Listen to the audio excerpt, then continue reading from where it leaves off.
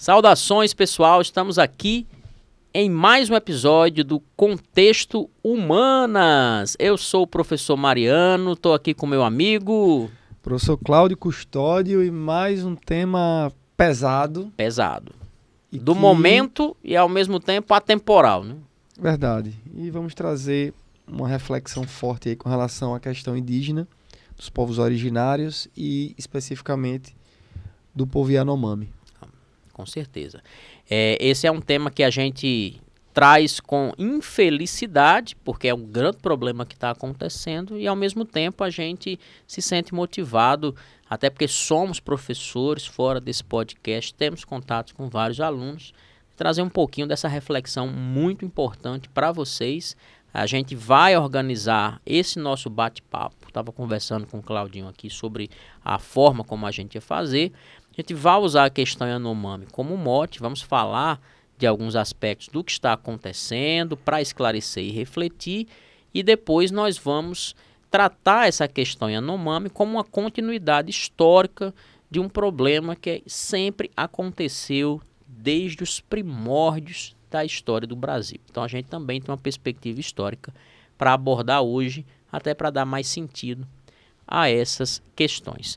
Lembrando que você, ao compartilhar esse episódio, você também vai estar dizendo para as pessoas que elas podem nos seguir em todas as plataformas: Spotify, Apple Music, iTunes, Deezer, Amazon Music, e pode também nos assistir em vídeo no YouTube. Você procura por podcast Contexto Humanas em todas as plataformas e prontamente você vai encontrar. Nosso contato por e-mail para perguntas, críticas, sugestões e dúvidas é o podcast contextohumanas@gmail.com. Claudinho trouxe o livro hoje? Trouxe livro, tem que ter livro, mas antes, lembrando também que o podcast é um oferecimento do Curso Isolado de Ciências Humanas, o nosso curso o SIC, presencial aqui em Natal. Que está para começar. Nós estamos gravando esse episódio aqui há pouco menos de uma semana do início do nosso curso. Agradecer aos alunos já matriculados. Matriculados, exatamente. E as vagas estão abertas. Estão abertas. E esse ano eu acho que eles vão se surpreender bastante, porque tem muita coisa nova, começando aí por material, horário, abordagens. Eu e Cláudio estamos planejando umas aulas aí integradas, muito legais, envolvendo as nossas áreas de formação. Acho que vai ser uma turma bacana, Cláudio. Vai ser uma turma boa. Então eu quero começar indicando esse livro aqui chamado Nossos Índios, Nossos Mortos. É uma coletânea, na verdade, de reportagens, entrevistas, artigos. Esse livro é de 78. E esse livro é do meu saudoso pai. Por isso tão antigo, né? 78 eu não tinha nem nascido ainda. Bastante usado o livro. Bastante usado. Livro bom é assim, né? As folhas estão caindo, a capa está caindo. E homenagem aqui também ao meu pai, que faleceu 4 meses atrás, e que ele era um amante da leitura e que passou para mim, foi a grande herança do meu pai, deixou esse amor pelos livros, e esse aqui era do meu velho. Coisa boa. Eu estava falando, né, livro bom é livro usado. Vou contar aqui rapidinho uma história curiosa. Cheguei na casa de uma pessoa, casa muito bem arrumada, tá? Entrei na sala e tem algumas pessoas que gostam de deixar livros na sala, né? E eu vi a estante dessa pessoa e achei que essa pessoa era uma dessas pessoas. Então, tinha vários...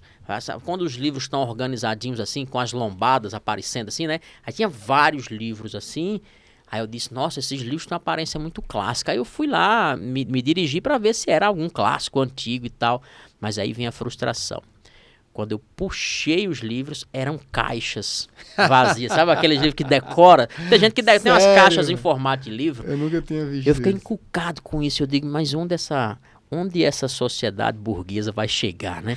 Assim, não bota o livro, bota uma caixa em forma de livro. Eu digo, nossa, um negócio desse é decepcionante, né? Livro bom é assim, livro usado. Bom, o livro que eu trouxe é um livrão assim, ele vem nesse formato grande, que eu nem gosto muito, mas é um livro muito famoso. Ele não é um livro específico sobre a questão indígena, mas ele é um livro que traz os conceitos e as abordagens mais apropriadas para pensarmos a questão indígena. É um livro de antropologia de um dos mais importantes antropólogos da escola simbólica da antropologia. É um livro do famosíssimo antropólogo Clifford Geertz, é um dos seus livros mais famosos, chamado A Interpretação das Culturas, porque eu acredito que, ao olhar para as comunidades indígenas, nós temos que praticar o exercício que os bons antropólogos nos ensinam.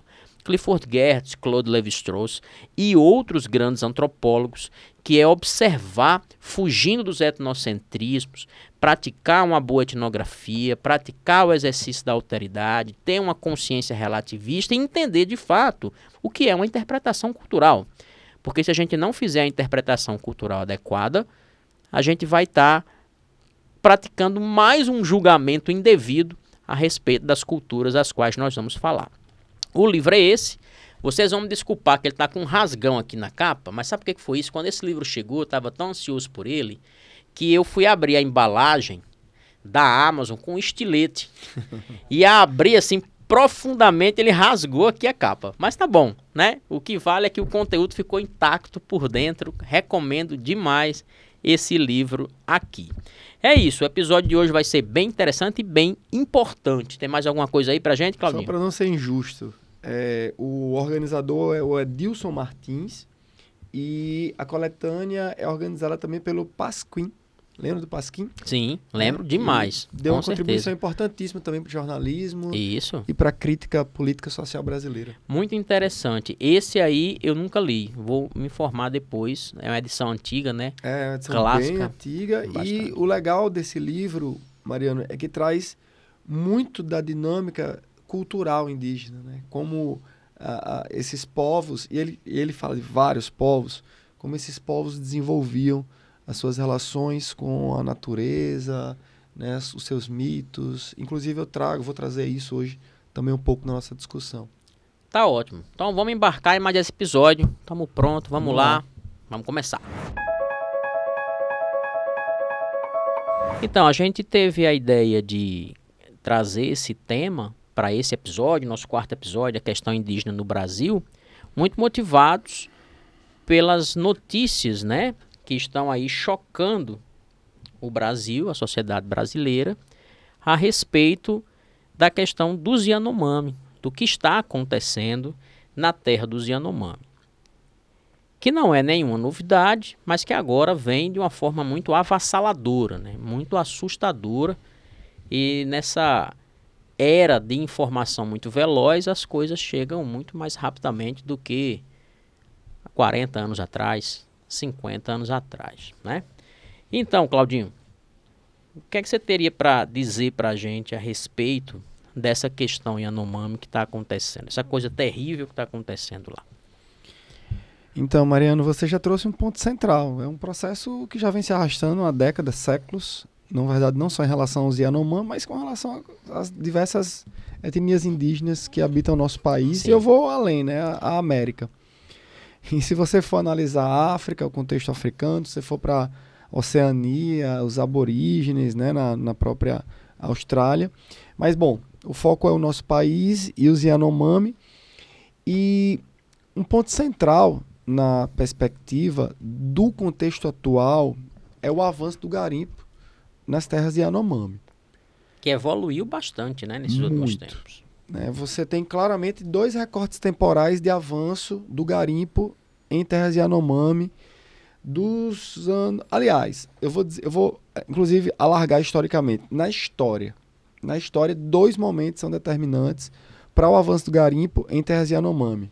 Anos 80, sim, quando o garimpo de Serra Pelada entra em decadência, os garimpeiros em massa migram buscando novas áreas de exploração e uma dessas áreas é justamente o território dos Yanomami em Roraima.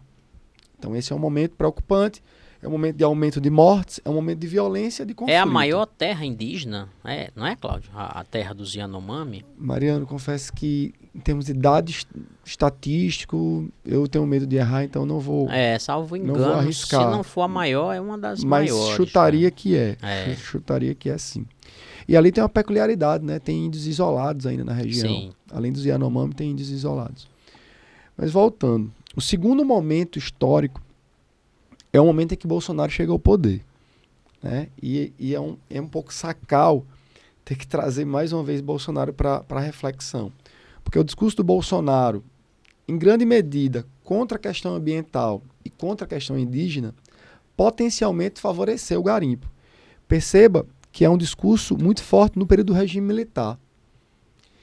E eu até entendo o contexto do regime militar ser contra, por exemplo, a questão ambiental, porque o tema meio ambiente não era um tema discutido de forma séria a nível global. Como hoje. Eu entendo. Já com relação à questão indígena, não. Por quê?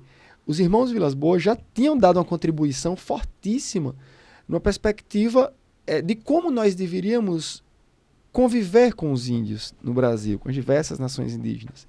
Então eles já tinham um exemplo e ainda assim buscaram uma perspectiva de assimilação das comunidades indígenas.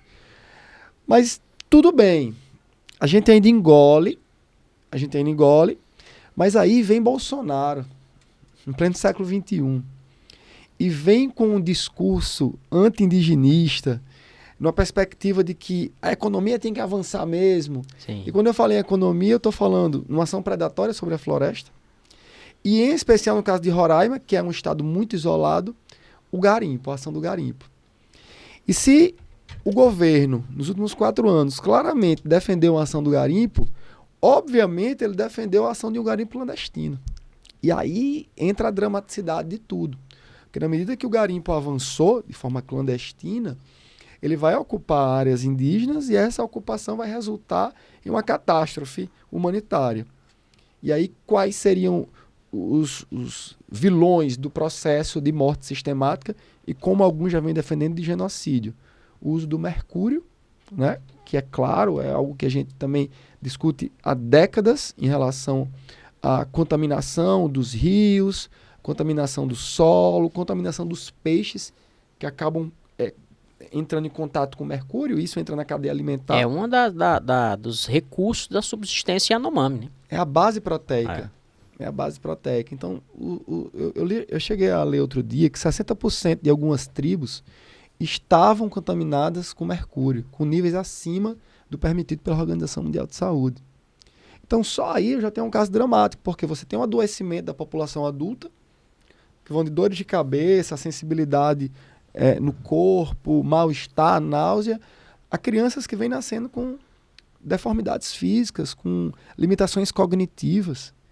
Inclusive, a gente tem um exemplo histórico fortíssimo, não no Brasil, mas no Japão, que marcou a história, que foi o acidente na Baía de Minamata, né, quando uma indústria jogou o mercúrio na Baía.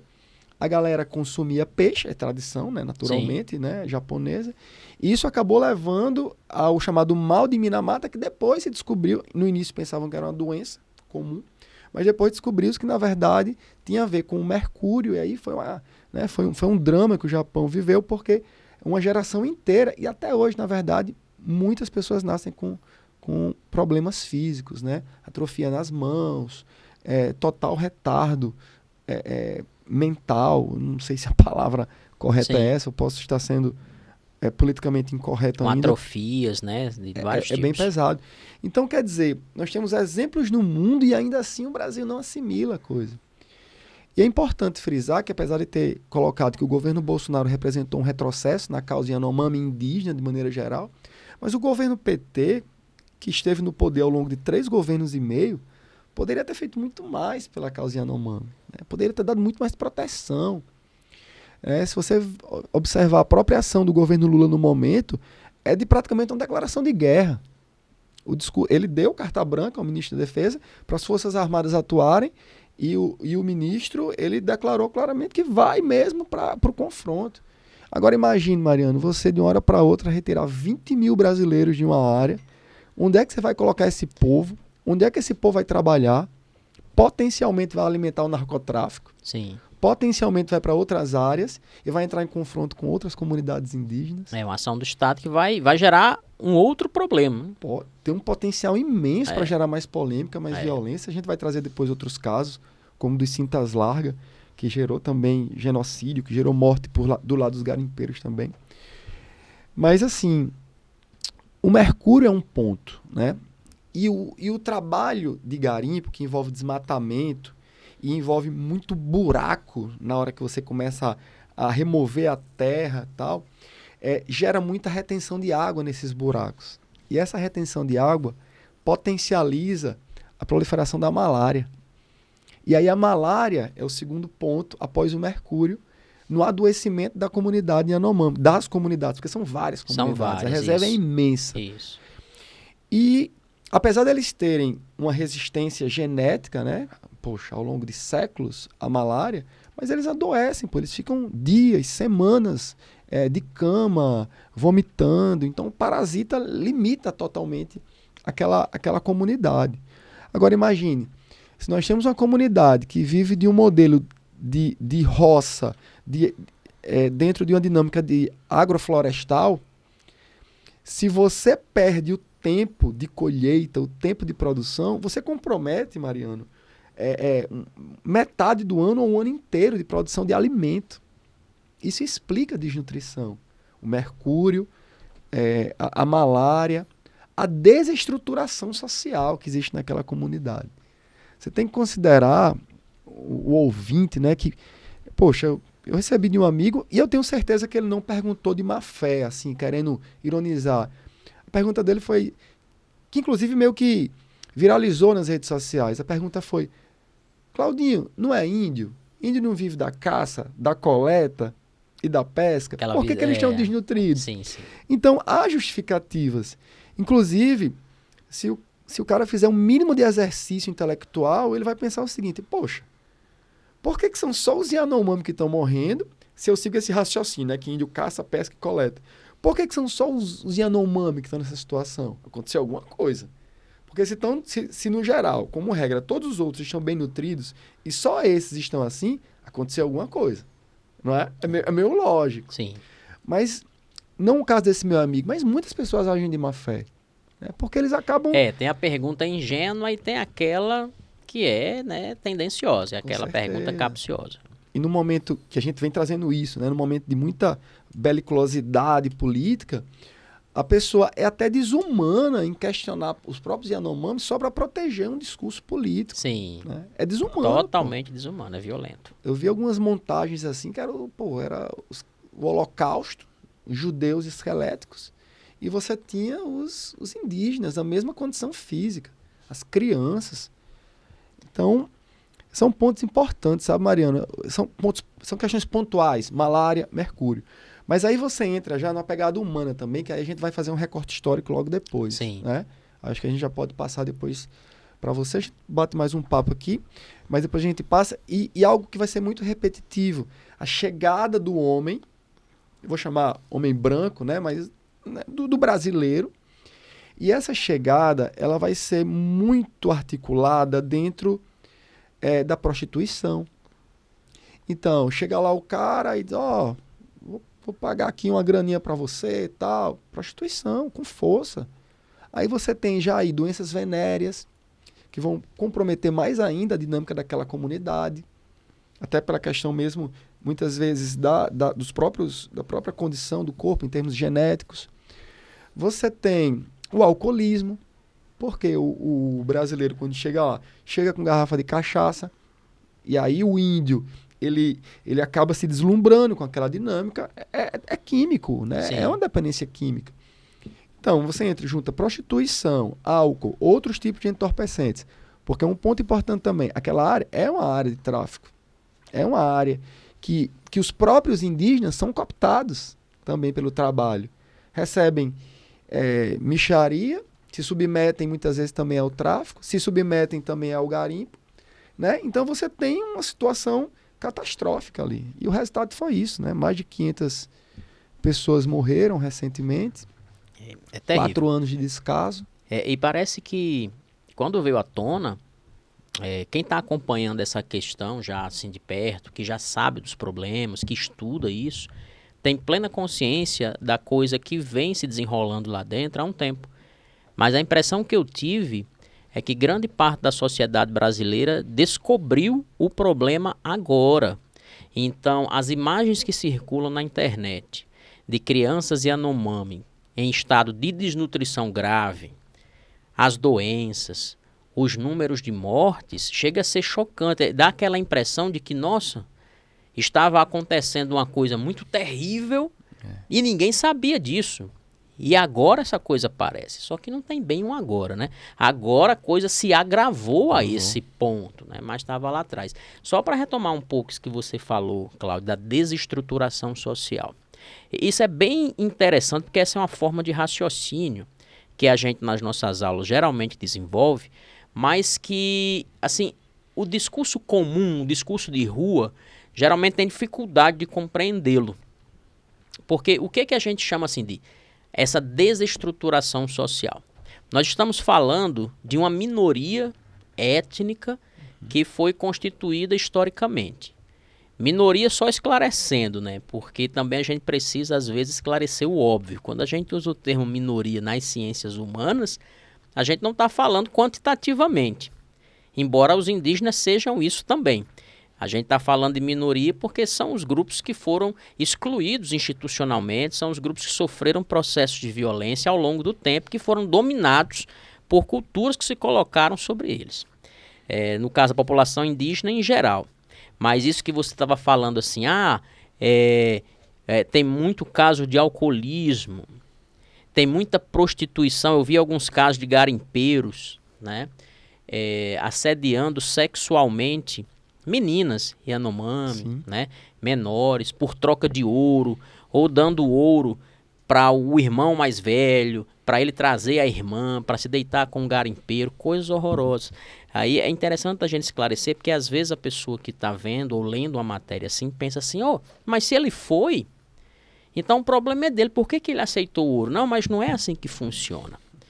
Quando uma cultura ela é subjugada por outra, dentro da antropologia, da sociologia, existe um mecanismo cultural que é chamado de assimilação, em que a cultura minoritária ela assimila muitas práticas da cultura dominante como uma forma de sobrevivência.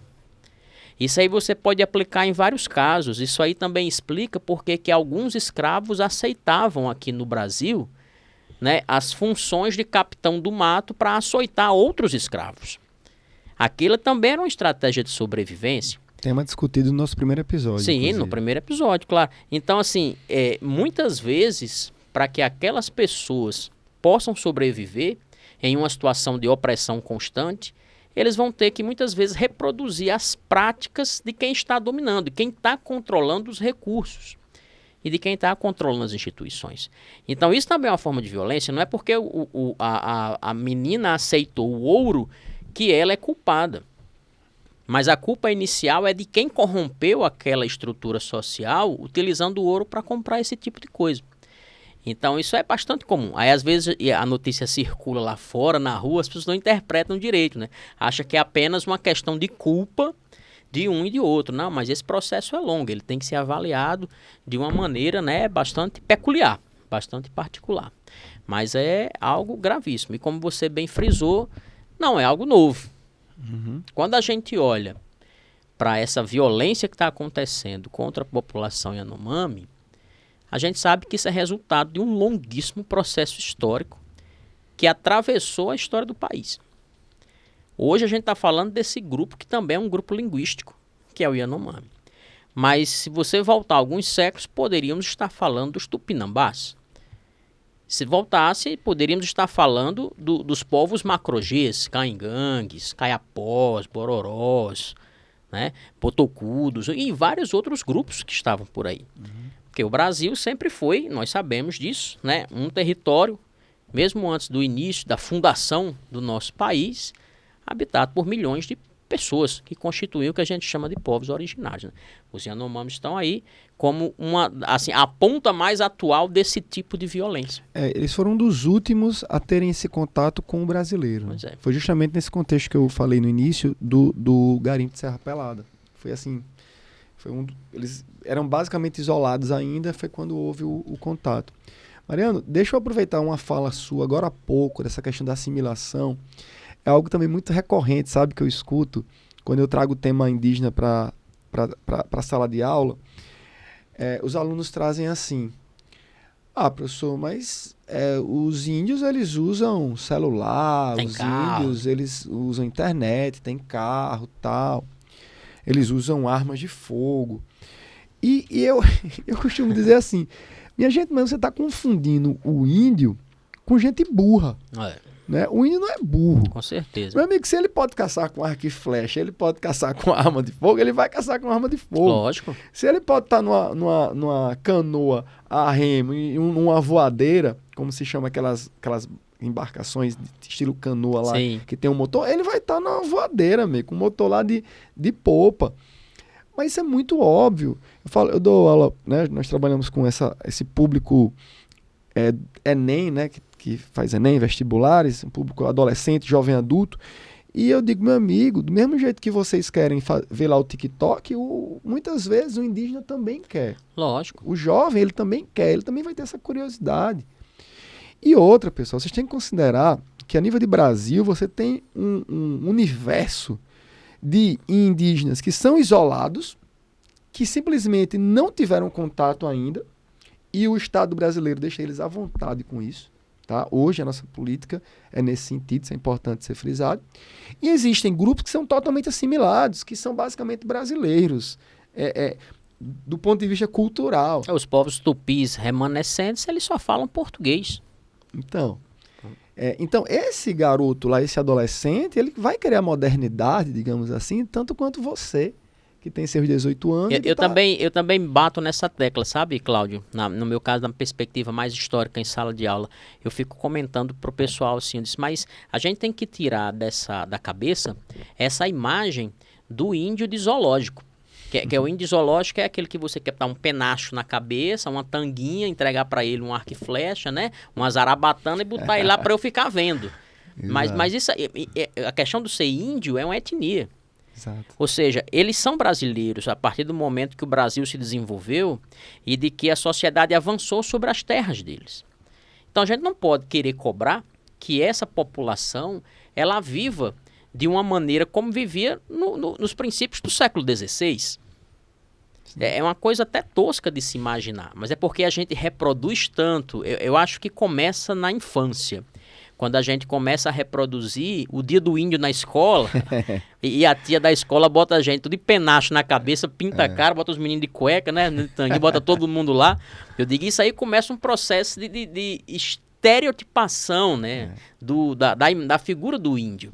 Então é uma coisa que é complicada e é difícil de se construir.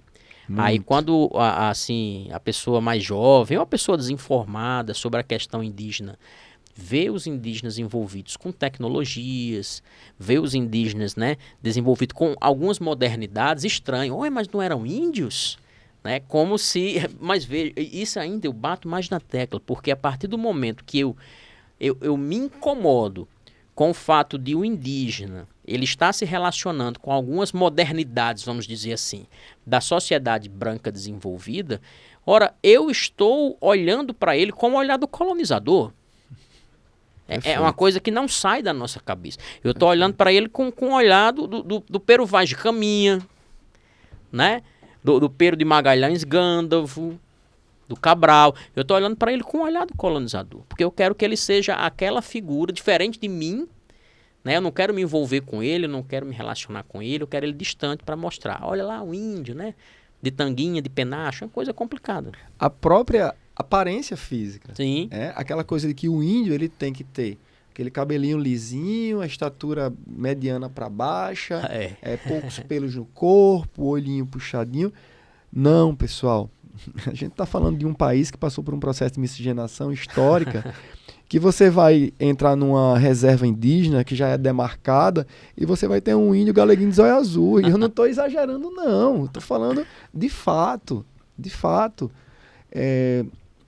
Entra um fator histórico, cultural, mas a questão de física, racial, ela, dentro de uma dimensão brasileira, na verdade, isso é o que menos importa. Isso é importante ser dito também. Com certeza. Claro que se você tem um isolado lá na floresta amazônica, claro que ele vai ter essa característica que nós visualizamos, né? Porque nós visualizamos também, sim, né, Mariana? Sim, tá na cabeça. Tá na cabeça, como você falou, é desde pequenininho que a gente é doutrinado nesse aspecto. Mas fisicamente você vai ter um cara numa comunidade indígena que vai ter a aparência física da mais diversa possível, que é o que forma o brasileiro. Com certeza. Né? Total. É muito estranho, né? Quando a gente tem resistência a debater a questão indígena no Brasil, que deveria ser uma coisa tão natural, né? Tão natural. Você falando agora dessas questões do estereótipo, da aparência do índio, da imagem, eu lembrei agora de uma coisa engraçada. Recentemente, eu estava passando na rua, vi a propaganda de um estabelecimento. Eu não posso dizer o que é o segmento, né? Mas o nome do estabelecimento era Tupi, fazendo referência claro, a indígena. E a logotipo deles era um índio, tem lá um semblante de um índio, só que aquele semblante era de um índio Apache, né? Norte-americano. Né? Nossa, eu digo... Tupi Apache. Meu Tupi tá no nome, né? A gente sabe que é daqui, mas a imagem que tem, possivelmente é a imagem construída no cinema americano do índio Apache, né? Eu digo, você vê como as pessoas ainda são muito confusas com relação ao que é ser indígena, né? Que tem até hoje um problema, né? Com relação à nomenclatura, ao nome correto a se utilizar. Hoje, por exemplo, associações, né, indígenas, a própria Associação Brasileira de Antropologia, a ABA, estudos acadêmicos e tal, consideram incorreto a gente continuar chamando de índio. Né? Mas sempre ficar frisando são os povos originários, que foram chamados assim por uma questão histórica, né, de nomenclatura, e que esse nome já é bastante estereotipado, né? Índio. Um índio muito associado àquela figura do selvagem, do outro diferente de mim, do distante daquilo que a gente considera ser civilização. Né? Embora eu acho que a civilização não é tão boa assim, mas tem essas correções, né, da língua, da própria forma de se referir aos povos. Né? Eu sempre procuro falar em comunidades indígenas. Sim, sim. Justamente para não limitar quem me escuta a pensar simplesmente no índio como sendo uma figura única. Quando eu me refiro às comunidades indígenas, os povos originários, é justamente para passar a ideia de que existe uma diversidade de etnias gigante no nosso país. E essa diversidade étnica remete justamente a essas comunidades, nações indígenas. Né? Eu trago muita nação indígena, tá? Eu tento criar essa etnia, nação, povo.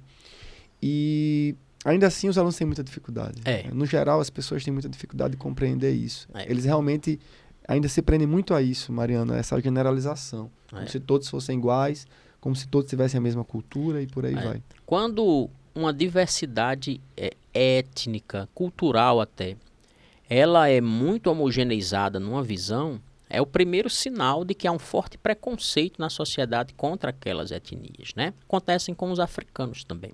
A gente se refere à África como se a África fosse uma coisa só.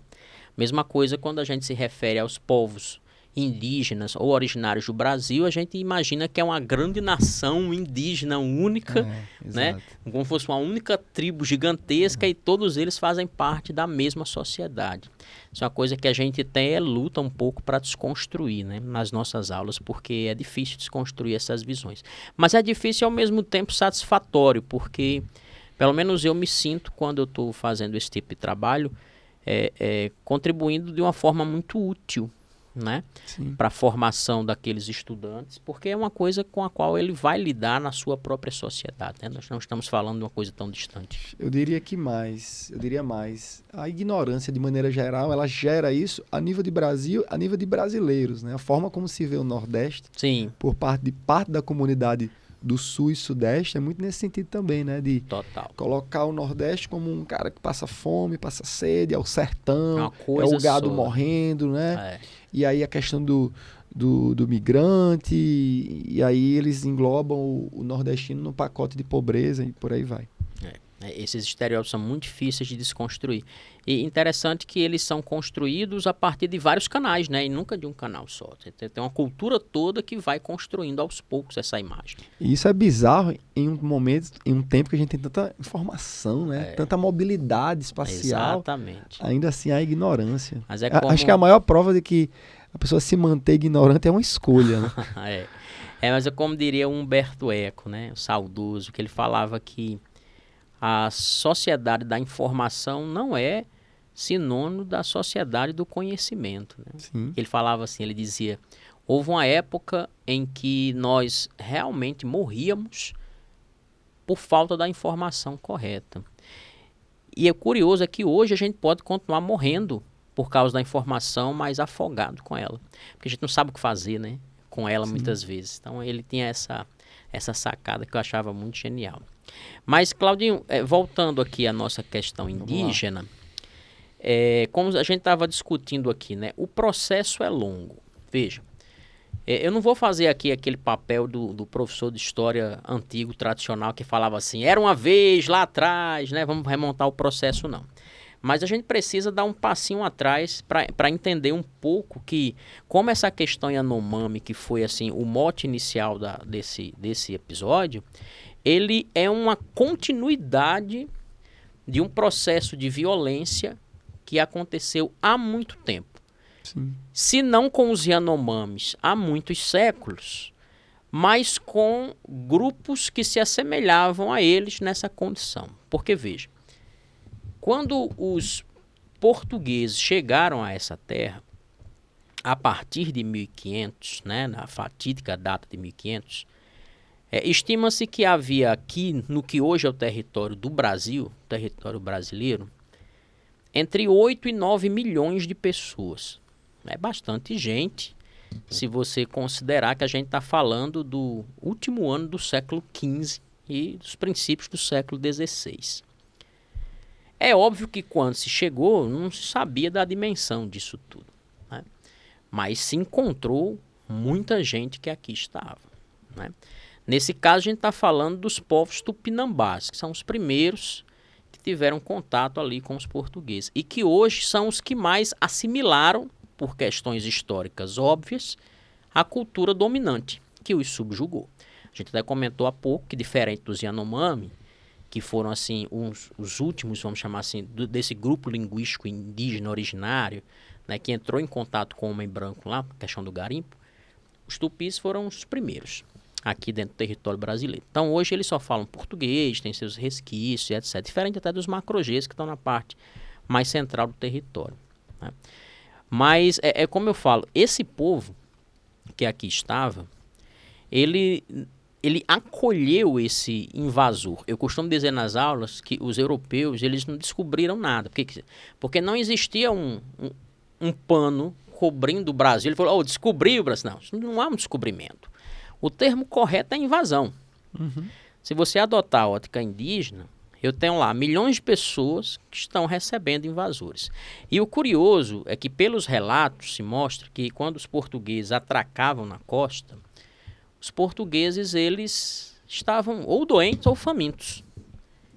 E os tupinambás salvavam esses portugueses e traziam para a costa. Curioso até com relação à sua cultura, né? Sem saber das intenções de exploração econômica. Veja aí onde é o ponto. Por isso que a gente tem que tratar a questão Yanomami como uma continuidade, dentro de uma longa duração. Porque o genocídio indígena, que foi iniciado desde os primeiros séculos de colonização, ele é motivado sempre por razões econômicas. O processo de formação da sociedade brasileira, e aí eu digo assim, infelizmente, eu sou brasileiro, eu gosto do Brasil, mas eu tenho que ter essa consciência crítica a respeito do que é o meu país. Infelizmente, quando a sociedade brasileira se formou, os indígenas se tornaram as maiores vítimas dessa sociedade. Porque se eu tenho um processo de colonização baseado em latifúndios, como a gente teve, que é o início de um outro problema que a gente pode até trazer como outro episódio, que é a questão da terra no Brasil. Uhum. Né? Eu estou tomando terra do outro. Eu estou tomando terra de quem estava ali. E aí, por exemplo, não tem como eu pensar que exista um direito ou uma justificativa para isso. O estado é de guerra.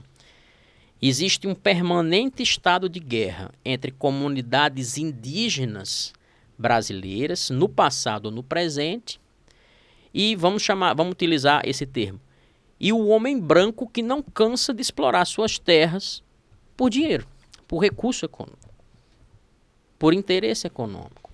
Isso aconteceu com os tupinambás, Isso aconteceu com os povos macro-Gs. Isso aconteceu na época do Marechal Rondon, na época da construção dos telégrafos. Isso está acontecendo com os Yanomamis. Ou seja, é a exploração de um elemento exógeno, externo àquela cultura, que desestrutura aquela cultura com interesse econômico. Agora nós temos a situação do garimpo, mas lá atrás tivemos ouro. Os seringueiros. Os seringueiros, né? Que a gente teve na região norte. A gente teve lá atrás ouro, teve açúcar, teve uma porção de coisas. O próprio gado também, né? Se você for pegar em algumas questões. Então, quer dizer, este país, é por isso que nós precisamos ter uma visão mais adequada a respeito disso. O nome dessa visão nas ciências humanas é relativismo, né? A gente precisa ter uma consciência relativista acerca do que é o nosso próprio país. Porque quando a gente olha para a sociedade brasileira e quer exterminar esse povo de sua própria terra, que aqui sempre esteve, poxa, se isso não for um tipo de discurso de ódio, né, de racismo, muitas vezes eu não sei o que é. E tem mais, e a coisa se agrava porque, assim, o que eu estou falando aqui é uma questão de dados históricos, lógicos, óbvios, que ninguém duvidaria. Veja, os ancestrais dos indígenas, isso é tudo data científica, né? O ancestral mais antigo dos indígenas brasileiros data de 11.500 anos. Então você começa a pensar, poxa, a origem das comunidades indígenas brasileiras datam de 11.500 anos atrás. Então não há justificativa alguma que a colonização europeia pudesse dar lá atrás de que o que eles estavam fazendo, estava fazendo para o bem dos indígenas. Isso precisa ser dito e precisa ser esclarecido e a gente acabar com essa romantização. Digo muito, ó, uma coisa é você aprender o que é o indígena, comemorando o Dia do Índio na escola, ou lendo a literatura romântica brasileira, indianista, de José de Alencar, que tem aquela romantização da Iracema, que todo mundo lê na escola, isso é uma coisa. A literatura tem sua licença poética para fazer o que quiser. Outra coisa é você, historicamente, sociologicamente, geograficamente, entender o estado permanente de guerra que existe. Então tem muita gente séria, né, que pesquisa e estuda isso. Até membros de comunidades indígenas, por exemplo, como o Ailton Krenak, que é um teórico muito importante, que tá sempre frisando isso. Hoje nós temos uma representante do governo, que é uma representante em Guajajara, que é a Sônia Guajajara, né, por exemplo, que está aí. Então, assim, tem muita gente envolvida com isso. Então, realmente não dá para esquecer, né? Eu sei que os Yanomami, eles ocupam, se não for a maior, uma das maiores terras indígenas do país hoje, é um outro grupo linguístico, na fronteira com a Venezuela, né, aquela terra ali, e é como das grandes terras indígenas que ainda existem no Brasil, onde se preserva muita cultura original dos povos. Então, isso tudo precisa ser levado em consideração. Então, é por isso que a questão do garimpo e do garimpo ilegal que avança sobre aquelas terras precisa ser tratada com muito rigor, né? Porque a gente só pode constituir uma sociedade minimamente justa se a gente fizer esses reconhecimentos, que começam pelos reconhecimentos históricos. Você fala assim, por que o Estado tem que proteger a comunidade indígena? Porque é óbvio, porque esse país foi construído sobre o genocídio dos povos indígenas. Então, se o Estado... Olha, eu, Mariano, sou um indivíduo. Eu realmente poderia não me preocupar com isso. Embora meu dever ético fosse preocupar. Mas se o Estado brasileiro não fizer nada a esse respeito, isso é uma negligência absurda. Tanto é que, pode ter certeza, já está acontecendo e essa questão Yanomami ainda vai perdurar bastante. Sim. Foi mostrado agora, eu vi matérias recentes sobre essa questão, falando que o governo anterior está sendo responsabilizado por órgãos internacionais por ter desmontado os mecanismos de combate, né, à corrupção naquela região, o que facilitou o avanço, né, do garimpo ilegal. Então, imagina. Quando você traz essa questão da violência histórica, eu lembro do caso dos Cintas Larga, em Rondônia, que é um grupo indígena também muito discutido pelos conflitos, inicialmente com os garimpeiros e depois, inicialmente com os seringueiros e depois com os garimpeiros.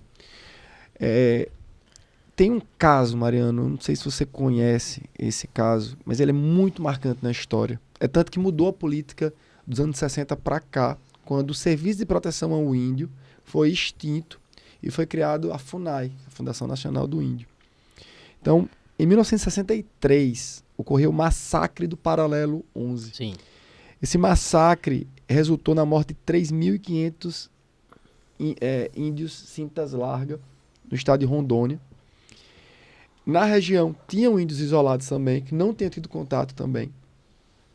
E olha aí, Mariano, isso lembra, inclusive, aquela coisa do colonizador, que nas batalhas, eu lembro dessa passagem do livro Armas, Germes e Aço, do Jared Diamond, que ele fala que quando os espanhóis iam para as batalhas com determinados grupos indígenas, eles escarravam nas lâminas das espadas, porque se o índio não morresse no fio da espada, ele morria depois de gripe, sim, né, de varíola, que a varíola matou muito, né, na América. Há uma guerra biológica muito forte. O autor traz isso, exatamente. E aí, nessa história de 63, no Brasil, um grupo de garimpeiros, né, não lembro o nome do bandido, do assassino especificamente, do genocida, mas ele armou jagunços, os caras invadiram lá metralhando.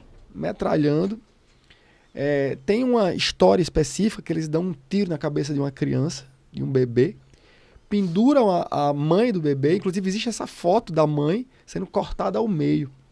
Mas não foi só a morte, eu diria, matada, né, na base da bala. Eles distribuíram comida com arsênico. Diga que coisa bárbara, pô. Eu tô falando de 63. Chega a ser inacreditável, né? Quando você para pensar na barbaridade, na crueldade. 3.500 vidas, pô. Comida com arsênico, foram metralhados. Eles distribuíam brinquedos também com... Eu acho que era com arsênico também, para as crianças, né? Então, em cima disso, surgiu um relatório Figueiredo, era um promotor, um cara do Ministério Público. Inclusive o Figueiredo, se eu não estiver enganado, ele foi um dos caras também, um dos organizadores mais tarde do relatório Brasil Nunca Mais, que virou o livro. Virou livro. Né? E aí, em cima do relatório, meu amigo, houve uma denúncia monstruosa. É o de sempre, né, na história das comunidades, dos povos originários. Estupro, assassinato, alcoolismo, prostituição, toda essa bizarrice aí. E em cima disso, em cima do relatório Figueiredo, aí o Serviço de Proteção ao Índio foi extinto, né, porque se mostrou um órgão extremamente corrupto, porque no relatório chegou-se à conclusão que o SPI ajudou os garimpeiros. Ele se vendeu, né, corrupção, e a partir daí a FUNAI foi criada. Mudou a história, mas ao custo de mais de 3.000 vidas. Muitas vidas, É um marco trágico. E mesmo com esse marco, aí mais uma vez, a gente sempre tem que voltar. Aí a gente se depara com o caso Yanomami, em pleno século XXI. E com os mesmos personagens, né? Não exatamente os mesmos nomes, mas os mesmos personagens, garimpeiros, povos originários, e o Estado brasileiro ainda muito limitado em sua ação. Com extremas dificuldades, né, de resolver o problema. Aparentemente ele não consegue. Né? E aí, Mariano, é interessante como no imaginário de quem discute a questão indígena e é contra os povos indígenas, e claramente eu me posiciono, claramente nós nos posicionamos a favor, né? A nossa conversa que já levou a entender isso. Em meados de 2003, os mesmos índios cintas largas, sobreviventes, claro, atacaram um grupo de garimpeiros e mataram 29 garimpeiros. E é muito forte como esse caso específico, que os índios se deram melhor, né? Porque eles não morreram, eles mataram. Como esse caso ele é levantado como sendo o caso representativo da violência indígena, da barbaridade indígena, porque, de fato, dentro daquela matança que ocorreu, porque ocorreu, ocorreram requintes de crueldade, os garimpeiros foram pendurados, alguns decapitados, mas o que ficou em grande medida é isso. E o problema continua. Eu lembro do caso também em Roraima, se eu não tiver, na reserva Raposa do Sol. Isso foi muito marcante.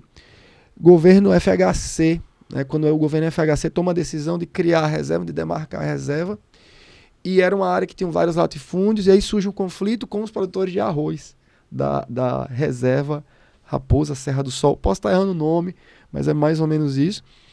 Isso se arrastou durante muito tempo, até que a justiça determinou que os caras tinham que sair, né, os produtores, os risicultores, mas na saída eles tocaram fogo em tudo, maquinário, nas casas e tal. Sempre isso. É o velho estado de guerra que a gente estava se referindo aqui, né? Sempre isso. Sempre.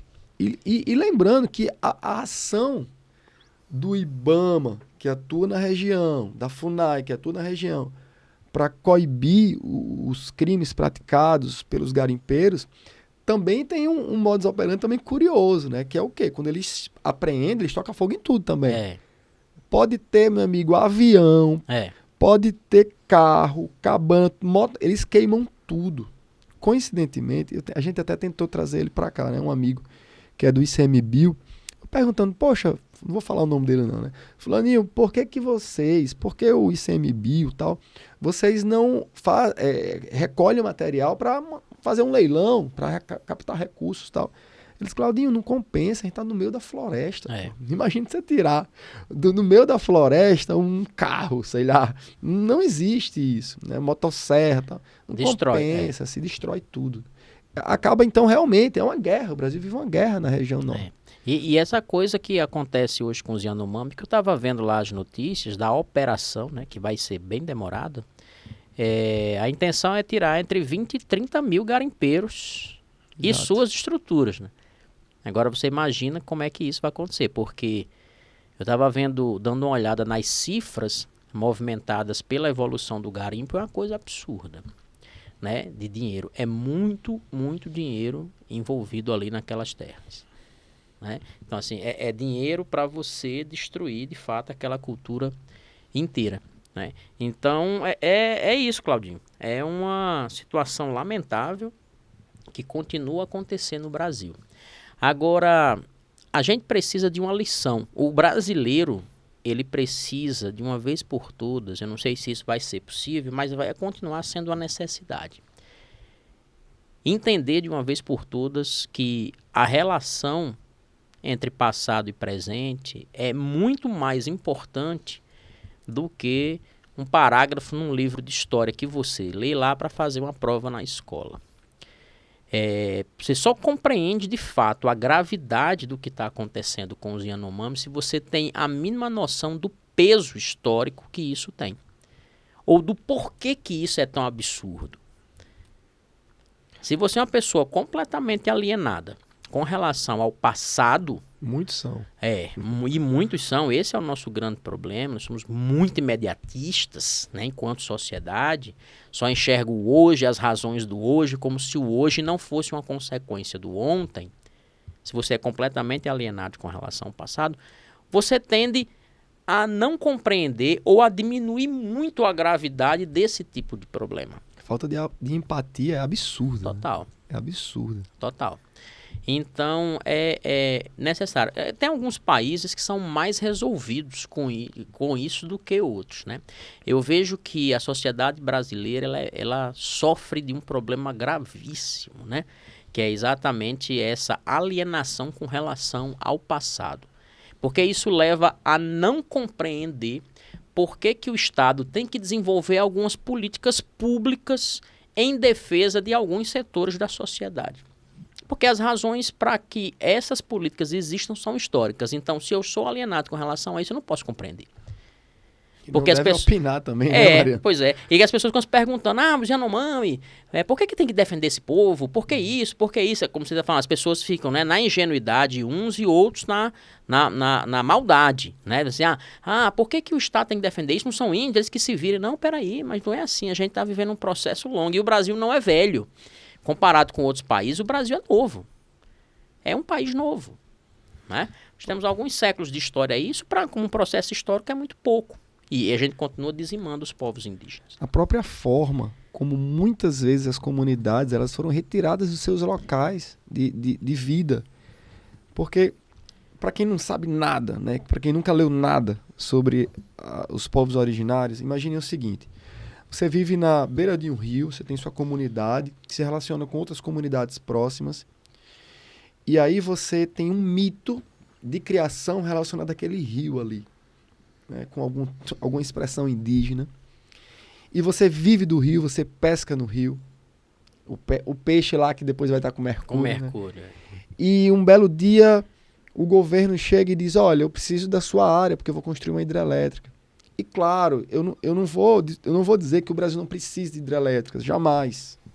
O crescimento econômico do Brasil leva a uma necessidade energética. Mas é importante a gente entender que existe um impacto. E que por mais que determinadas ações sejam necessárias, o povo indígena ele vai sofrer. Não é besteira, não é frescura. Então imagine, existe toda uma vivência religiosa, cultural deles em relação àquele espaço. Os seus antepassados estão enterrados naquele espaço. Os seus entes queridos, o seu pai, o seu avô. Em sociedades originárias que tem todo um vínculo com seus antepassados, isso é muito forte, Imagine alguém chegar lá e remover a tumba que está meu pai, né? Eu vou endoidar. Não é não, Ariano? Pois é. Não é uma coisa tão óbvia quando eu me coloco nessa posição. E aí você tem um estilo de vida que remete àquela área. As roças, a pesca, os vínculos familiares. A identidade cultural. A identidade. Né? Aí você, mas vai tirar ele daquele ponto e vai levar ele para outro. Mas não é fácil. Não é a mesma coisa. Experimenta fazer com você, né? Às vezes não é o mesmo peixe que tem lá. Não é a mesma vivência espiritual. É porque a gente tende a... As pessoas não a gente tende a diminuir, né, os valores culturais dos outros e enaltecer muito o nosso. Exato. Por exemplo, eu vejo um monte de gente que se diz, por exemplo, muito cristão, defensor desse modelo cultural que nos formou enquanto sociedade e que não abriria mão desse estilo de vida, não abriria mão da sua crença, não abriria mão do seu lugar, mas ao mesmo tempo a pessoa diminui o valor, por exemplo, de uma comunidade indígena fazendo exatamente isso que você comentou. Não, é só tirar eles daqui e botar ali. Não, mas experimenta fazer com você, tirar você daqui e botar ali, tirar você do seu lugar. Ou seja, essa coisa de cultura e sociedade é muito forte. As pessoas precisam aprender isso. Puxa, eu lembrei do caso de São Rafael, a município aqui do Rio Grande do Norte, né? Que quando a barragem Armando Ribeiro foi ser construída, lá no final dos anos 70, início dos anos 80, toda a comunidade, toda a população da cidade foi retirada e uma nova cidade foi construída. E isso gerou um impacto social. Eu lembro da época de faculdades, professores discutindo isso, que a cidade ela era uma cidade que tinha uma certa prosperidade socioeconômica, e mesmo com a população sendo indenizada, casas construídas, tudo, isso levou meio que a uma falência daquela comunidade. Porque as pessoas naquela época, ali nos anos 80, com a indenização que receberam, compraram geladeira, fogão, eletrodoméstico naquele contexto, e acabou o dinheiro. E a recuperação da cidade, se é que ela de fato existia, foi muito lenta. Eu lembro do professor falando que existia uma feira, que é muito comum nos municípios, nas cidades do interior, né? E a feira era próspera, mas que nesse novo local a cidade não prosperou, mesmo organizada e tal. E eu estou falando de nós brasileiros. Pois é. No Brasil, Mariano, existe um movimento dos afetados por construção de barragens. Eu estou falando de nós, brasileiros, pessoas que tinham a sua casinha lá e que basicamente tiveram que se mudar e perderam seu estilo de vida, sua vivência. Aí, mais uma vez, eu trago. E eles? Pois é. Quem olha por eles? Eu lembro que no governo Dilma teve todo aquele debate e polêmica a respeito da usina de Belo Monte, né, do projeto, que gerou mobilizações internacionais, inclusive, a esse respeito, tocando exatamente nesses pontos, ou seja, qual é a medida exata entre a necessidade estrutural do país, né, e os cuidados que tem que se ter com a população que está sendo afetada. Eu lembro que no caso de Belo Monte envolvia indígenas, mas também envolvia uma grande parte da população ribeirinha, né, que estava ali. Então foi um desses debates que mobilizou, eu me lembro bastante, né, que teve uma discussão bem aguçada. E essas são questões internacionais, né? Se você perceber. São questões internacionais. Sabe que alguém comentou comigo falando sobre essa questão Yanomami? Aí alguém falou assim, mas visivelmente a opinião ignorante sobre o tema. A pessoa falou assim, mas isso aí é bobagem, porque mais cedo ou mais tarde, quando a sociedade se desenvolver, aí eu não sei qual a noção de desenvolvimento que a pessoa tem, os indígenas vão sumir, como aconteceu com os Estados Unidos. Né? Porque assim, os Estados Unidos é um país que de fato teve um processo de industrialização muito rápido, e que atropelou os resquícios de comunidades indígenas que lá teve. Porque tem uma diferença entre o processo de formação dos Estados Unidos e o Brasil muito grande em vários setores, mas com relação aos indígenas principalmente. Aqui no Brasil, os dois processos foram muito violentos. E aí eu não gosto nem de comparar a violência, porque não dá. São os dois processos absurdamente violentos. Mas o tipo de violência que se praticou aqui no processo de formação do Brasil, começando pela colonização, acabou absorvendo parte da comunidade indígena ou das comunidades para dentro da sociedade brasileira. Enquanto que o tipo de violência que eles praticaram lá expeliu. Foi assim um genocídio, exterminou grupos inteiros. Aí eu respondendo para a pessoa, né, com o perdão da palavra, eu digo, mas não é porque os Estados Unidos fez a merda que fez, que isso é um problemaço. Inclusive, tem grupos lá que se mobilizam em torno dessa questão indígena lá. O Brasil não precisa fazer isso, porque existe outro país. Se tem um país A ou B que não avança nas questões indígenas porque aceitou o tipo de genocídio que praticou, e aí eu estou considerando a fala da pessoa, porque eu sei que tem discussões e mobilizações lá, o Brasil não precisa fazer isso. Então a gente quer muitas vezes funcionar por comparação com os nossos velhos modelos de civilização, né? Como se isso fosse um parâmetro correto, né? Tem um episódio da história americana que particularmente me emociona, assim, né? Pela quantidade de mortos também, pelo genocídio em si. Porque é interessante, a gente sempre fala em genocídio, a gente sempre fala do nazismo, judeus. Na própria Segunda Guerra Mundial nós esquecemos dos ciganos, dos gays e tal. Sim. Mas quando se fala em genocídio, a gente só pensa no povo judeu, basicamente, na Segunda Guerra, no Holocausto e no nazismo. Justíssimo, justíssimo. Mas o que não é justo é nós esquecermos de outro genocídio que aconteceu ao longo da colonização da América. E aí tem um episódio que é conhecido como a Trilha das Lágrimas, ou o Caminho das Lágrimas. Acho que pode ser usado as duas expressões. Quando determinadas tribos norte-americanas, vou chamar de norte-americanas, dentro do território norte-americano, os Cherokees, e outros aí que não me vem à memória agora, eles são levados para um território exclusivo para eles, né? E eles eram incivilizados. Eles usavam essa expressão. E aí eles são forçados a sair da área em que eles viviam. E aí eles vão, talvez Oklahoma, não lembro bem qual estado. E ao longo do percurso, centenas morrem de fome, de sede. Sabe? No Brasil não teve algo tão grotesco assim. Embora haja, claro, a gente relatou agora o caso dos que foram retirados na construção de Belo Monte e tal, e em outras barragens, em outras situações. Mas os Estados Unidos, como você falou, Mariana, eles foram muito bem sucedidos nesse genocídio. Foi algo muito pensado, articulado. Tem uma frase do Bolsonaro que se tornou até famosa, inclusive já nesse momento agora do contexto do Yanomami, quando em algum momento ele era deputado, ele fala que a cavalaria norte-americana ela foi muito bem sucedida na matança e que o exército brasileiro não tinha sido. Aí depois ele meio que corrige, ele fala, não que nós devêssemos matar, porque ele tem essa peculiaridade, né? Ele fala um negócio, daqui a pouco ele... Diz que não. Esperto, né? Para meio que não... Mas, de fato, há uma diferença muito forte no genocídio americano para a forma como o nosso genocídio se desenvolveu. São formas de violência, né, que ganharam suas peculiaridades devido aos métodos, né, ao processo de colonização. Desculpa, Mariana, só esse detalhe. Tem um ponto também central aí, que é o fato do colono americano e do americano depois, como um todo, ele, como regra, ele não se misturar racialmente. Né? Não houve essa assimilação em termos de procriação com os povos de lá. A própria questão racial se parece muito também, né? Não houve miscigenação também.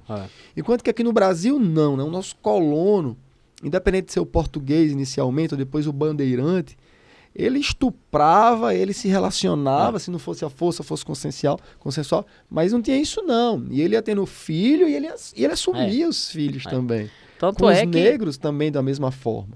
Tanto é que, embora a gente afirme no Brasil, né, que a figura do mulato é o que representa o Brasil, nós temos, por exemplo, grande parte da população brasileira é cabocla, né? Sim. Ou seja, isso é fruto dessas relações interioranas entre esse homem branco descendente do europeu, que aqui estava, e o indígena, sim, que estava aqui também, né? Que acabou gerando um processo também de desaparecimento de muitos grupos indígenas devido a essa miscigenação que aconteceu aqui. E foi muita coisa do homem com a mulher negra, do homem com a mulher branca. Isso. Né? Pra gente entender que a quantidade de mulheres brancas aqui era ínfima. Era bem pequena. E daí também essa própria relação. Bem pequena. E só um detalhe, né? Essa questão da palavra mulato, né? Tem uma polêmica, né? A galera fala que associar mula e tal, e que bastante. Não se usa. Outro dia eu recebi um dicionário de palavras que não são mais politicamente corretas, tal. São muitas. São muitas. Essa é uma das citadas. Exatamente. Essa coisa do americano, né? Eles, de fato, até a tradição religiosa dos colonos da América do Norte impedia o contato com o indígena. Aqui teve aquela coisa da catequização, que é uma forma de trazer para dentro, né? Isso aí é um ponto bem importante, viu, Maria? E lá não teve isso, né? Lá os primeiros colonos, eles se intitulavam com uma sigla, né? Que era a sigla WASP, era WASP, que é a expressão americana White Anglo-Saxon Protestant, né? Que são anglo-saxões brancos e protestantes. Então, eles tinham uma coisa já meio supremacista desde o início. Então, o elemento indígena, ele não é nem convertido à religião. Ele é um elemento a ser exterminado. Enquanto que aqui houve, dentro do nosso processo de colonização, por vias da catequese católica, o processo de inserção do índio na sociedade. Claro que, em grande medida, foram os tupinambás os primeiros, e acho que o grosso desse conjunto, porque durante os 2 primeiros séculos eram as comunidades indígenas que estavam em contato com o colonizador. Os macrogês, né, aqueles do interior que vão dar um trabalhão danado, ou seja, já não eram tupi, já não eram tupinambás, já eram outros grupos bastante diferentes, os tupinambás, eles vão, mas vão em menor quantidade. Mas você vê que isso vai constituindo problemas relacionados aos indígenas de forma diferente, porque eles foram absorvidos de formas diferentes nas diferentes sociedades. Né? Aí o papel da Igreja Católica, inicialmente, claro, historicamente, com as próprias missões, né, dos jesuítas, mas mais recentemente é muito importante a gente frisar o papel das comunidades evangélicas, né? Nesse papel de doutrinador religioso. A própria ministra Damares, né? A ex-ministra Damares, que agora é senadora, ela coloca que ela não tinha essa visão antropológica dos índios quando ela era ministra. Ela tinha uma experiência de missionária. E isso é um ponto importantíssimo no que a gente está falando aqui. Sim, total. Porque, claramente, talvez até na ignorância dela e da sociedade como um todo, ela está dizendo, meu amigo, eu estou indo lá para mudar os costumes deles, eu estou indo lá para assimilar. É interessante a gente perceber... É interessante que fala como se estivesse levando a coisa boa. Mas né? Na visão dela, Mariano, é isso. E ela não mente, né? E é interessante isso, ela está falando de verdade. Só que isso demonstra ignorância suprema na perspectiva antropológica. Porque isso vai resultar no etnocídio. Né? Na morte cultural daquela comunidade. Total. Inclusive, na polêmica todo momento, né? Tem que discutir. Na polêmica é exatamente isso, porque é a continuidade das questões, né? Sob outro prisma, é isso. Nessa situação agora, o governo federal delegou a função de dar um suporte médico, assistencial, vacinal. Não sei se existe essa palavra. Existe vacinal? Existe. Existe. Mário Vitor já deu o joinha ali, ó. Existe. A um grupo religioso evangélico. E o governo bancou mais de 800 milhões de reais. E essa grana, as investigações já começaram, né, a aparecer algumas informações, e essa grana serviu até para financiar avião de garimpeiro. Pois é. A grana era para ajudar os caras a sobreviver dentro do contexto de contato com os garimpeiros e tal. Pelo contrário, vai dar uma merda danada. Enorme. Vão jogar merda no ventilador. Vai ser muita gente presa aí nesse contexto, inclusive dessa comunidade evangélica que estava recebendo essa grana do Estado. Vai aparecer. Essa coisa que a gente falou agora por último, da relação da religião, né, como sendo um dos elementos que contribuem para esse processo de desestruturação das comunidades originárias. Lembrou um filme, né? Tem um filme, acho que você até conhece, esse filme já é antigo, acho que ele ganhou prêmios na época. É um filme chamado A Missão, né, com Robert De Niro. E tem uma passagem, me lembrou muito bem, uma passagem que eu achei muito legal do filme. Bem antigo. É antigo ele. Um desses filmes clássicos. Na época que o cinema era cinema de verdade. Né? Aí tem uma cena que é um colonizador e um padre discutindo a respeito da questão indígena. Porque a gente sabe que nesse processo de colonização aqui na América Latina, América Católica, vamos chamar assim, existia uma disputa entre os senhores da economia e o clero a respeito do indígena. Eram interpretações diferentes. Então, o senhor, né, colonizador de terras e tal, o senhor de terras, ele tinha aquela visão do índio como instrumento de trabalho, enquanto que o clérigo ele tinha aquela visão do indígena como o cristão em potencial. Né, e eles discutiam a esse respeito. Aí eu lembro que tem uma cena do filme que o padre vai discutir com o senhor de terras e leva um indígena que está vestido, está com roupa e tal. Aí o padre arranca assim a camisa dele, aí mostra as feridas das chibatadas nas costas, né?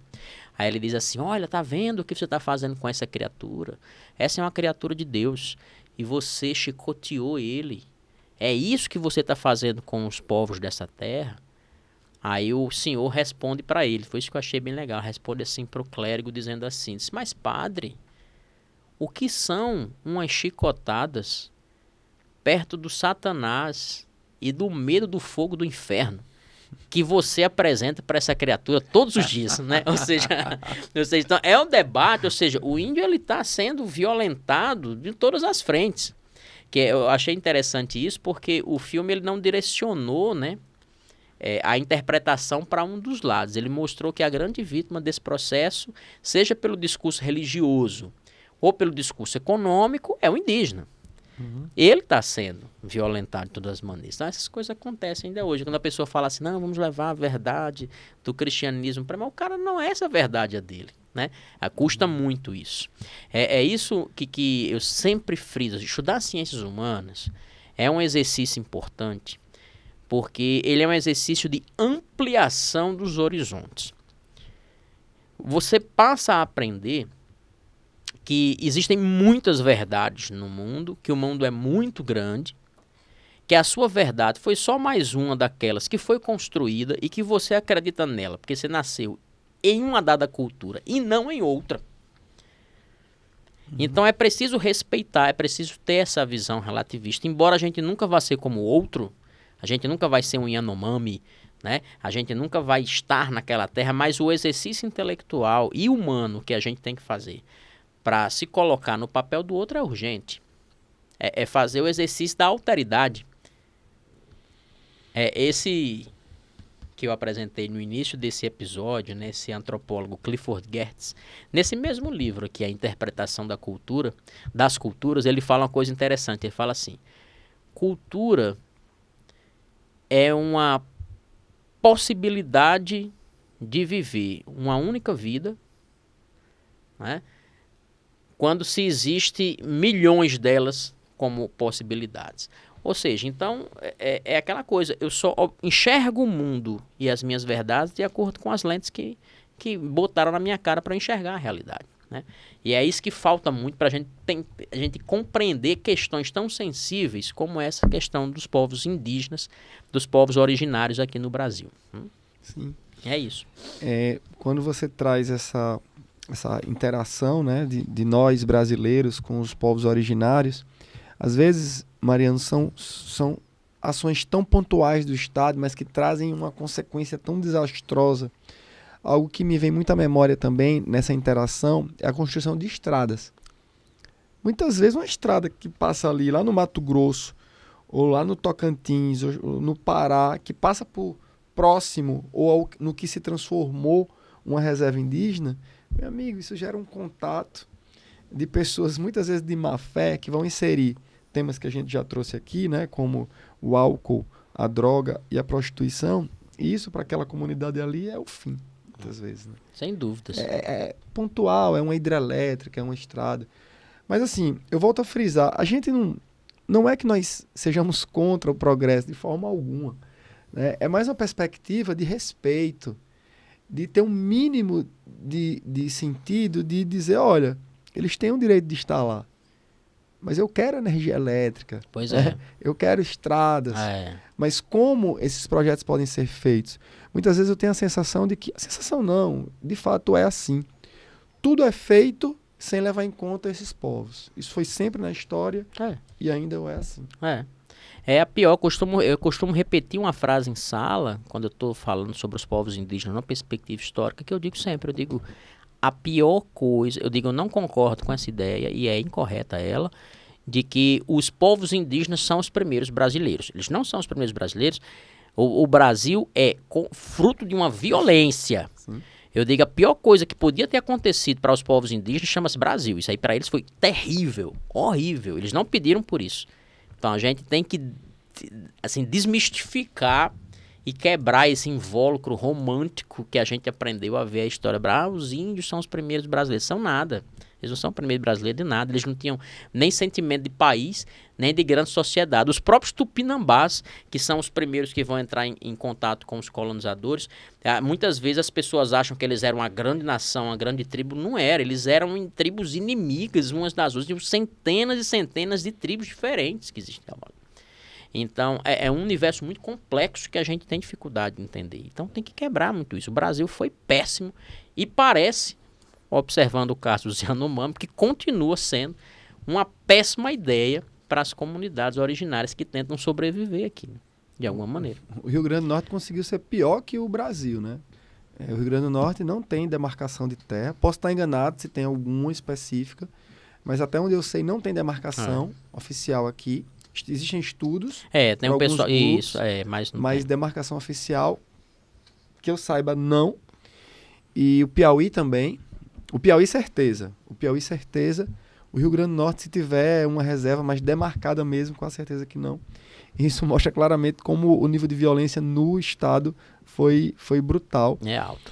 E tem uma relação, muito provavelmente, Mariano, você como historiador pode até me dar uma informação, com a Confederação dos Careris, Sim, Guerra dos Bárbaros. A Guerra dos Bárbaros. Talvez pela maior resistência que foi feita aqui, isso pode ter resultado no genocídio maior. É um dos episódios assim, terríveis, né, que acometeram as populações indígenas que estavam aqui nessa porção da terra brasileira, que foi a Guerra dos Bárbaros, né, a Confederação dos Careris. Inclusive tem um livro muito bom do Pedro Pontoni, historiador da USP. Ele é um dos grandes estudiosos dos povos indígenas do Brasil na época colonial. E quando eu entrei em contato com o tema da Guerra dos Bárbaros pela primeira vez, foi através do livro dele que foi sua tese de doutorado. Chama exatamente isso, A Guerra dos Bárbaros é o nome do livro. Professor Pedro Pontoni. Ele está até dando uma entrevista, vou até deixar essa indicação. Eu acho que muita gente já assistiu, não sei se você já assistiu, Claudio, um documentário que tem na Netflix chamado As Guerras do Brasil. Sim, sim. O primeiro episódio é sobre os indígenas. Eu indico para você que está aí nos assistindo ou nos ouvindo. E Pedro Pontoni dá entrevistas lá, o Ailton Krenak dá entrevistas lá. É um episódio muito bom a respeito da questão indígena aqui no Brasil. Legal. Eu quero aproveitar aqui, Mariano, não sei até que ponto a nossa conversa vai continuar aqui. Eu queria aproveitar um trecho desse livro aqui, que eu indiquei no início. Ele está se despedaçando, literalmente. Por sinal que já foi usado, isso é bom, né? Eu vou, como eu já apresentei, eu não vou repetir, mas na página 74, ele coloca o seguinte, ó. Num dos primeiros depoimentos em língua estrangeira sobre o Brasil, da Nova Gazeta da Terra do Brasil, editada em alemão no ano de 1515, consta um trecho sobre os índios atraídos e vendidos como escravos pelos navegantes portugueses. Vamos a ele. Aí, na hora que você... Teve um momento que você falou aí, né, nesse contato, e aí na hora me veio a lembrança desse trecho aqui. Aí lá vem, abre aspas, né? O navio está sob a coberta, carregado de pau-brasil, e na coberta está cheio de rapazes e raparigas, moças. Né, para ninguém achar que eu estou... Comprados. Pouco custaram aos portugueses, pois a maior parte foram dados por livre vontade, porque o povo de lá pensa que seus filhos vão para a Terra Prometida. Terra Prometida aí já começando, continuando o autor, né? Terra Prometida aí é a tradução quase literal de Ivi Mamaraia, a Terra Sem Males, da mitologia Tupinambá e Guarani. Os índios situavam esse lugar mítico no além-oceano, como eles chamavam. E são conhecidas na história cultural desses silvícolas, repetidas migrações em busca desse paraíso perdido. Recentemente, o livro é de 78, recentemente foi reeditado o excelente trabalho de Darcy Ribeiro, Sim. Uraiá, Sai à Procura de Deus. Olha aí. Como eles, os portugueses, eles eram engenhosos, né, em aproveitar a própria mitologia dos índios para se beneficiar, apropriar e escravizar. Né? Era uma das grandes estratégias da colonização de portugueses ou espanhóis. Era essa. Era conhecer o máximo possível das relações internas e se beneficiar delas para poder conseguir os seus reais objetivos. Só que quando os indígenas foram se dar conta disso, era um pouco tarde, né? Foram enganados em relação a esse aspecto, né? Aos interesses econômicos. É isso, Claudinho. Eu acho que a gente conseguiu fazer aí, dar uma visão panorâmica sobre a questão indígena no Brasil, pegando como mote essa questão Yanomami, que a gente espera que se resolva, apesar da tragédia que a gente está vendo, que se resolva daqui para frente da melhor maneira possível, né? Ou que tente se resolver, que a gente consiga ver os esforços.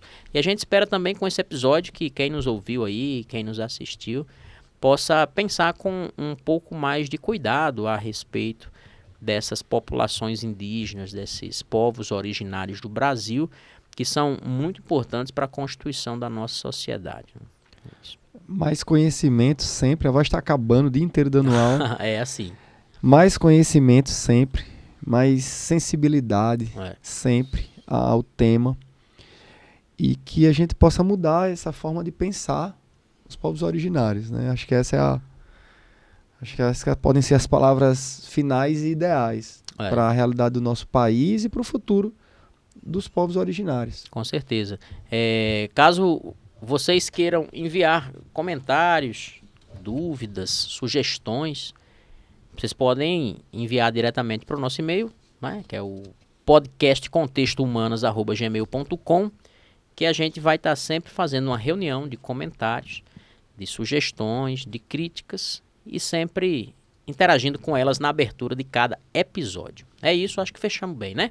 Fechamos. É isso aí, até a próxima. Tchau.